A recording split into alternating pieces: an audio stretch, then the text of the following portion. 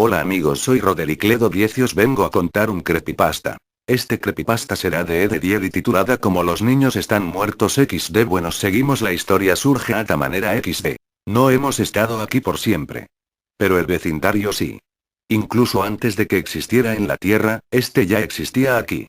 Aquí para aquellos que perdieron la vida en estos terrenos malditos, aquí para quienes murieron mucho antes de que su vida real empezara de verdad, aquí para quienes nunca quisieron crecer. Venimos de diversos tiempos, y vivimos diferentes vidas, pero solo algo es verdad para nosotros.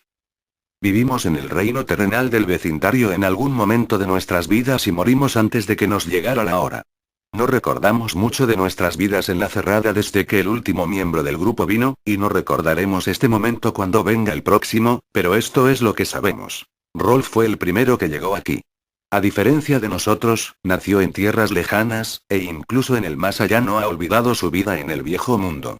Vivía en el vecindario antes de que lo construyeran. El hijo de un pastor, él y el resto de su familia vinieron a iniciar una granja en estas tierras que pronto se convertirían en el lugar en el que todos residiríamos eventualmente. Murió en 1903. Mientras atendía a los animales de su familia, el toro escapó de su corral y al intentar detener a la bestia, Rolf fue pisoteado hasta morir. Por eso, incluso si trajo a muchos animales con su espíritu, eligió no traer el ganado. Continúa con el negocio de la granja todos los días, pero no dudaría en abandonarlo para jugar con otros niños del vecindario. Johnny fue siempre un niño solitario. De hecho, Rolf se volvió su primer amigo humano cuando vino al vecindario tras morir. Sus padres se mudaron a los terrenos que habían sido la antigua granja de la familia de Rolf. Sin ningún niño cerca y sin trabajo de campo para ocupar su tiempo como lo hacía Rolf, Johnny comenzó a imaginar muchas cosas. Así nació Tablón, y juntos viajaron por la campiña escalando árboles y metiéndose en problemas. Lamentablemente, esto no duró mucho, pues unos años después Johnny enfermó. En 1922 murió tras una larga batalla con la tuberculosis. Vio a su amigo Tablón junto a él mientras daba el último aliento. Incluso ahora en la otra vida y sin una campiña en la cual jugar, Johnny aún pasa mucho tiempo jugando en los patios traseros y las calles. El siguiente en venir fue Eddie. Eddie nació en Nueva York, pero se mudó al vecindario en 1932, justo cuando la Gran Depresión estaba en su punto más alto.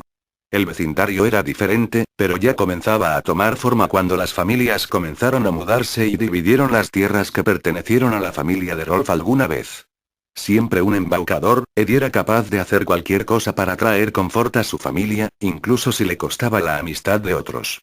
Eddie murió en 1939, tras que uno de sus planes para llevar a cabo una estafa falló. Se ahogó tratando de cruzar el río local, mientras huía de un grupo de niños enojados a los cuales intentó engañar. Incluso en la otra vida, sigue persiguiendo al poderoso dólar. Sarah y Ed llegaron poco tiempo después de que eso ocurriera.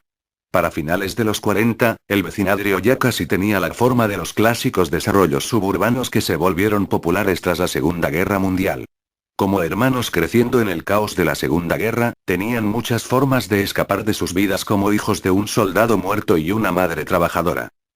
Sarah se volvió enojona y controladora porque trataba de asegurarse de que todos a su alrededor supieran que estaba a cargo, todo al intentar copiar el modus vivendi de su madre trabajadora.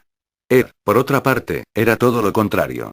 Simplemente se apagó enteramente, de hecho, se aisló de todo el mundo y todas las cosas enteramente, convirtiéndose en lo que parecía ser un completo idiota.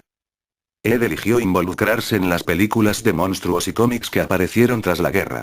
No tardó mucho para que en 1953, Ed y Sarah murieran en un choque de automóvil mientras su madre los llevaba a ver a sus abuelos. Natch llegó un tiempo después de Sarah y Ed. Natch era una hija de las flores, nacida de una pareja de hippies que llegaron al vecindario a finales de los 60. Era una niña naturalmente hermosa que siempre sabía cómo obtener lo que quería de niños y hombres. Vivió rápidamente, y disfrutaba coquetear y jugar por el placer de hacerlo. Murió de una forma más horrible que cualquier otro niño del vecindario. En el verano del 79, un asesino serial que escapó de un asilo local, entró a su casa en la oscuridad de la noche. La violó y la mató junto al resto de su familia. El trauma de estos eventos la llevó a apagar su mundo de forma similar a Ed, y por eso en la otra vida parece no tener padres. Esto le da mucho tiempo para salir y divertirse tanto como quiera. No tardó mucho para que Ed se uniera al resto del vecindario. Era el hijo de dos profesionistas sumamente controladores en la edad de la codicia, que a pesar de su constante ausencia, dominaron su vida. Gracias a esto, Ed se convirtió en un intelectual, así como una figura tímida y débil. Siempre curioso, amaba experimentar en cuanto encontraba tiempo libre entre la escuela y las constantes labores que sus padres le imponían. Esto llevó a su muerte. En 1986, una fuga de gas combinada con un mechero Bunsen de uno de sus experimentos lo voló a él y a su casa en pedazos. Siendo tímido y servicial entre tantas aventuras, Ed continuó siguiendo las órdenes de sus padres mucho después de morir. Kevin fue el siguiente en unirse al grupo. Nació el día que Ed murió y es en muchas formas, su opuesto.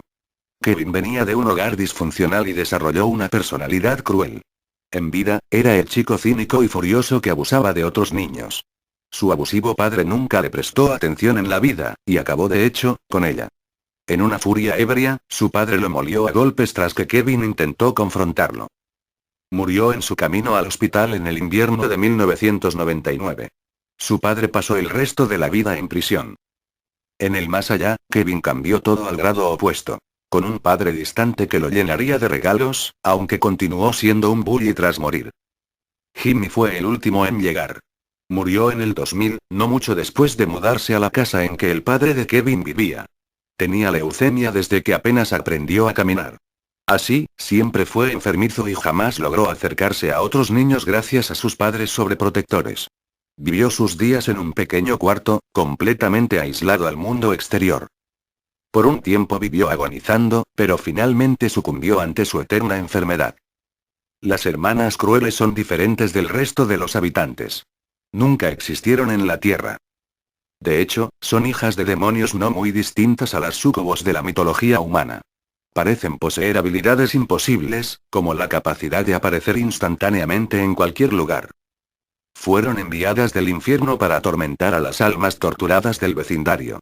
Sorprendentemente, sienten atracción hacia los Edge por razones desconocidas, aunque se especula que al ser los más débiles del vecindario, los ven como blancos fáciles.